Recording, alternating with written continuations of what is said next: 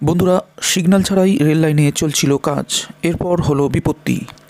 তো চলুন বিস্তারিতভাবে জানবো আজকের এই ভিডিওতে। তবে তার আগে বন্ধুরা, ভিডিওটি ভালো লাগলে লাইক দেবেন, সাবস্ক্রাইব বাটনটি টিপে আমাদের সঙ্গে যুক্ত থাকুন গুরুত্বপূর্ণ খবরের আপডেট পাওয়ার জন্য। বড়সড় দুর্ঘটনার হাত থেকে রক্ষা পেল আপ বর্ধমান লোকাল। মঙ্গলবার দুপুর 3:30 নাগাদ লিলুয়ার কাছে ইঞ্জিনিয়ারিং বিভাগে ট্রলির সঙ্গে দুরন্ত গতিতে আসা ট্রেনটির সংঘর্ষ ঘটে। ট্রেন ও ট্রলির ব্যাপক ক্ষতি হলেও যাত্রীরা সকলে অক্ষত রয়েছে বলে জানা গিয়েছে। বাউনগাছি পিডব্লিউআইয়ের বিরুদ্ধে গাফিলতির অভিযোগ উঠেছে, শুরু হয়েছে তদন্ত। এদিন দুপুর লিলুয়া স্টেশনের কাছে রেললাইনে ওয়েল্ডিংয়ের কাজ চলছিল, কিন্তু ব্লক না নিয়ে, এমনকি লাল ঝান্ডা না টাঙিয়েই কাজ করছিলেন পিডব্লিউআই কর্মীরা।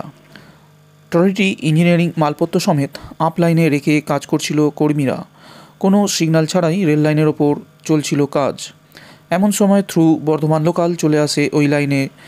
গতিবেগ অনেকটাই বেশি ছিল ট্রেনটির। রেল লাইনে কোনো ব্লক না থাকায় এবং লাল ঝান্ডা না থাকায় চালক গতি কমানোর বিষয়টি বুঝতে পারেননি।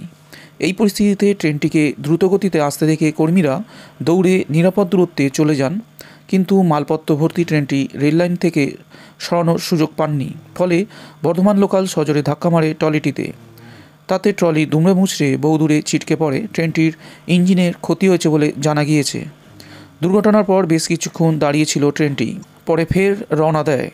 যাত্রীদের কারো কোনো ক্ষতি হয়নি বলে জানা গিয়েছে। তবে এই ঘটনার পর রেলের নিরাপত্তা ফের প্রশ্নের মুখে।